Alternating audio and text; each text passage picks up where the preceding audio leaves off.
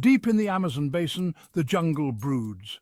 Vines as thick as a man's torso choke out the sun. Emerald twilight hides the ruins. Broken temples swallowed by moss stand like silent guardians. This is a place untouched by time, a place where the earth remembers what men have forgotten. Here in the heart of the green inferno lies a secret, hidden for centuries. A lost city, whispered about in campfire stories and scribbled on faded maps. The city of the jaguar god. I've always been drawn to the unknown, to the mysteries that lie hidden just beyond the horizon. The jungle calls to me, with its promise of adventure and danger in equal measure. And so, with a well-worn map in hand and a thirst for discovery in my heart, I ventured into the green abyss. My team and I, we were about to come face to face with the legend of the jaguar god. Legends speak of a powerful civilization that once flourished in this basin. They worship the jaguar, a creature of stealth and power, embodying the spirit of the jungle itself. The city, so the stories say, was a marvel of engineering and artistry, filled with gold and precious artifacts. But then, like a candle extinguished by a sudden wind, it vanished. Some say a cataclysmic event, others whisper of a plague. Whatever the cause, the city was swallowed by the jungle, its secrets kept safe by the emerald embrace of nature. Our journey began with a whisper, a rumor heard in a dusty antique shop in Lima. It led us to Professor Evelyn Wright, a renowned archaeologist and expert on pre-Columbian cultures. Professor Wright had dedicated her life to studying the lost civilizations of South America, and she had in her possession a map passed down through her family for generations. A map that hinted at the location of the city of the jaguar god. Professor Wright, with her sharp mind and unwavering determination, was the perfect partner for this expedition. She brought with her a wealth of knowledge and a passion for uncovering the past.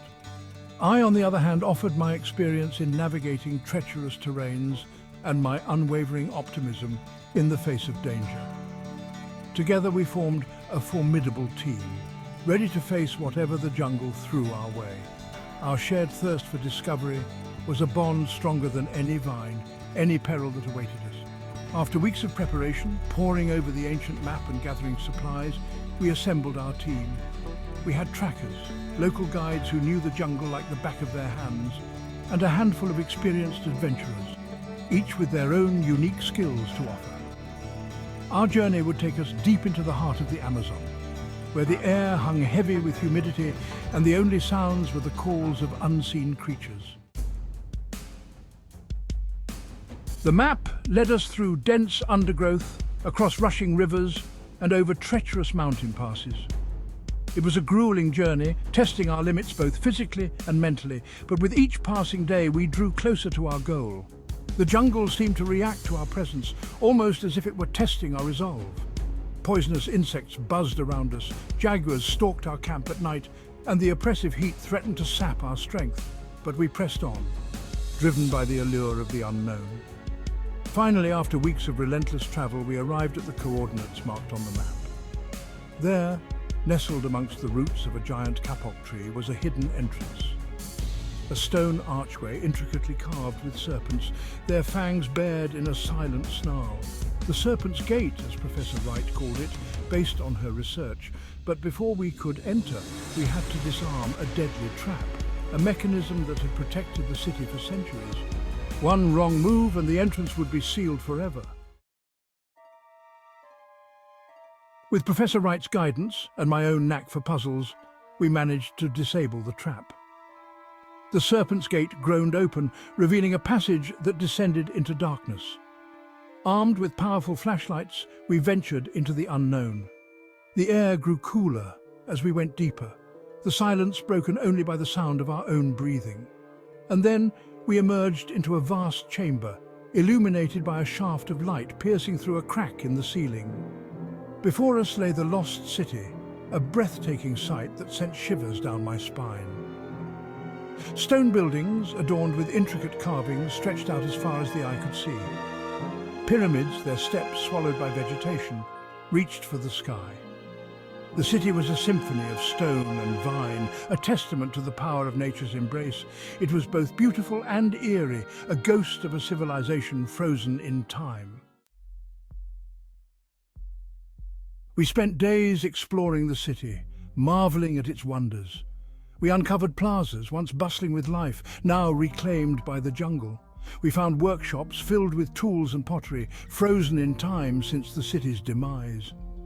And in the heart of the city, we discovered a grand palace, its walls adorned with murals depicting the life and times of the people who once called this place home. Each artifact, each carving told a story, offering a glimpse into the lives of this lost civilization. Professor Wright was in her element, meticulously documenting everything we found. As we delved deeper into the city, we felt a sense of awe and responsibility. We were the first outsiders to set foot in this place in centuries, and it was our duty to document and preserve its legacy. But our exploration was not without its challenges. We soon discovered that we were not alone in the city. Another group, led by a ruthless treasure hunter named Ricardo Diaz, had been following our trail. Diaz was a man driven by greed, with no regard for the historical significance of the city. He saw only dollar signs in the ancient artifacts, and he was willing to do whatever it took to get his hands on them. Our peaceful exploration turned into a desperate race against time. We had to find the most valuable artifact in the city, a golden jaguar statue said to be the key to unlocking the secrets of this lost civilization before Diaz could get his hands on it. The fate of the city, its legacy, rested on our shoulders. A thrilling chase ensued, a dangerous game of cat and mouse through the crumbling ruins. We used our knowledge of the city, our wits, and a fair bit of luck to stay one step ahead of Diaz and his men. The jungle echoed with the sounds of pursuit, the rustle of leaves, the snap of twigs, the distant shouts of our pursuers. Diaz was relentless, but so were we. We knew that the fate of the city, its stories and its secrets depended on us. We couldn't let greed win. The spirits of the Jaguar god seemed to watch over us, guiding our steps, leading us closer to the heart of the city. Our pursuit led us to the base of a towering pyramid, half swallowed by the jungle. According to Professor Wright's translations of the murals, this was the final resting place of the Jaguar King, the city's legendary ruler, and somewhere within its depths lay the golden jaguar statue. But the entrance to the pyramid was hidden, concealed by ancient mechanisms and guarded by traps that had claimed countless lives over the centuries. It was a race against time, and the stakes had never been higher. Diaz and his men were closing in, their greed palpable in the air. We had to reach the statue first, not for its monetary value, but for its historical significance. The golden jaguar was the key to understanding this lost civilization, and we couldn't let it fall into the wrong hands. We entered the pyramid, the air thick with anticipation and danger.